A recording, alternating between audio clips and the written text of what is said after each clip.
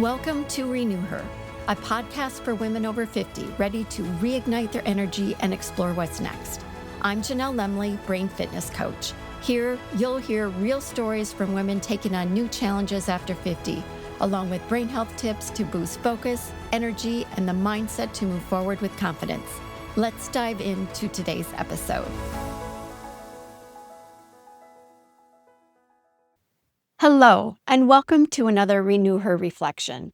These episodes are a little different from my interviews and brain notes. They're simply conversations about things I've been noticing, experiences I've had, questions I've been thinking about, and lessons life has been teaching me. My hope is that something I share resonates with you too. Today, I want to talk about discipline, or maybe more accurately, what I've learned about discipline and myself.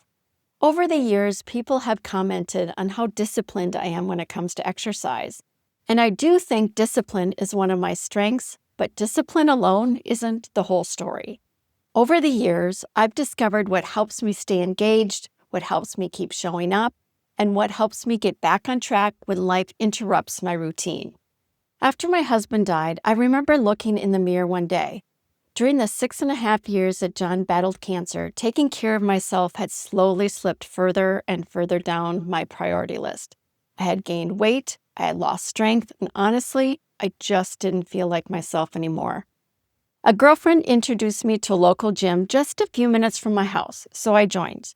I'm someone who, once I make a commitment, I'm committed.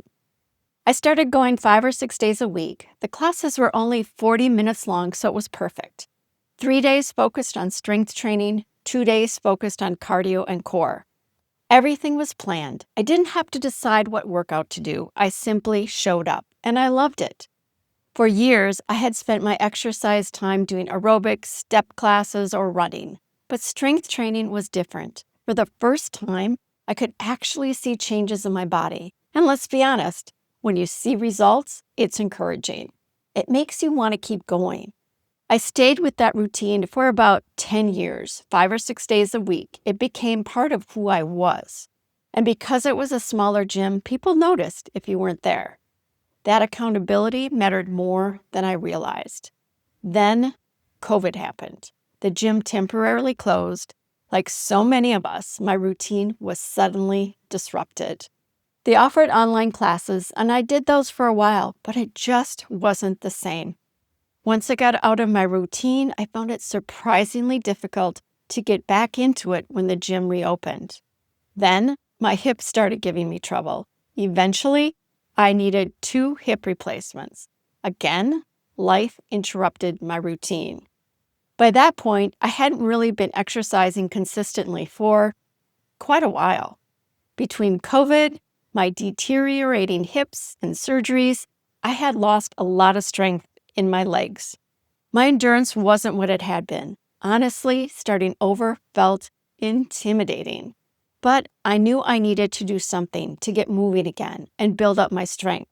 I also knew I needed something meaningful to work toward. So instead of easing my way back into exercise, I signed up for the 29029 Everesting Challenge. If you're not familiar with it, it's an endurance challenge where participants climb the equivalent elevation of Mount Everest by ascending the same mountain multiple times within a specified time frame. When I signed up, I hadn't been doing much of anything beyond walking my dog, so it wasn't exactly the next logical step. But I knew it would require me to train, and I knew it would give me something meaningful to work toward. So I hired a coach. Looking back, I realized it wasn't just the challenge that kept me going, it was the plan. Every workout was already laid out for me. I knew exactly what I needed to do. And I had someone expecting me to do it. I didn't want to let my coach down. After successfully completing the challenge, I needed another surgery. For 6 to 8 weeks, I had to limit my activity again. And once again, my routine disappeared. I remember thinking, why is it so hard to start over? Maybe you felt that way too. You know what you want to do, you know it's good for you, but taking that first step somehow feels harder than it should. Eventually, I discovered Pilates. I tried it, loved it, and yes, I bought the 100 class package. That's my way of making sure I stick with it. Now I go 3 times a week. What I love is that, again, I don't have to decide what workout I'm doing. I simply show up. The instructor has already planned the routine. I just follow along.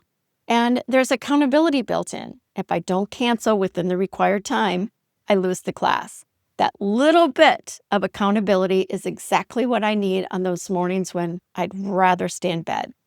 It's nothing like training for 29029, but it's a step in the right direction. Recently, I realized something else. I miss strength training, so I hired an online trainer. Right now, we meet once a week on Zoom. Eventually, I plan to increase that to twice a week. Once again, I love that it's structured. She tells me exactly what we're doing. She watches my form. She knows whether I'm actually doing the workout. And once again, it's only 30 minutes. Somewhere along this journey, I realized there was a pattern.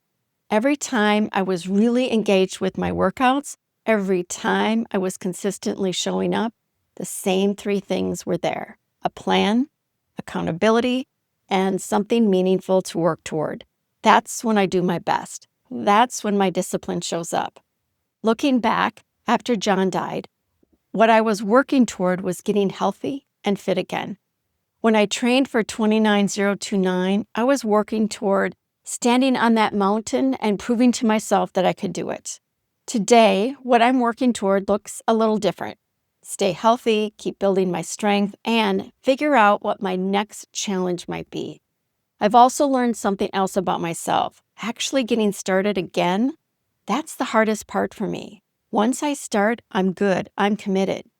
So these days, I've been thinking about what's next. Not because I have something to prove, but because I've realized I enjoy having something challenging and meaningful to work toward. Maybe it's another hiking challenge. Maybe it's a biking event. Maybe it's a half marathon or a whole one. Maybe it's something I haven't even thought of yet. I honestly don't know, but I know I'll find it. Maybe your system looks completely different than mine. Maybe you love working out on your own. Maybe you thrive in a big gym. Maybe you need a class, a coach, or a walking partner. None of those are right or wrong. The point isn't that we all need the same system. The point is that we need to know ourselves well enough to build the system that brings out our best. So let me leave you with one question. What helps you keep showing up? Maybe it's accountability. Maybe it's a plan. Maybe it's signing up for something you've been thinking about for years. Or maybe it's something completely different. Whatever it is, pay attention to it. Because when we understand what works for us, it's a whole lot easier to keep moving forward. I'll keep you posted on what my next challenge turns out to be. Thanks for joining me for this Renew Her Reflection. Until next time, keep showing up for yourself, keep moving toward what matters, and keep discovering what helps you thrive. Thank you for joining me for this episode of Renew Her. If today's conversation sparked something in you, don't let it fade. Take even a small step toward what's next. If you found value in what you heard, please subscribe, leave a review, or share this podcast with a woman who's ready to take her next bold step. Together, we're building a community of strong, resilient women, navigating what's next with courage and purpose. Until next time, stay energized and keep embracing what's possible.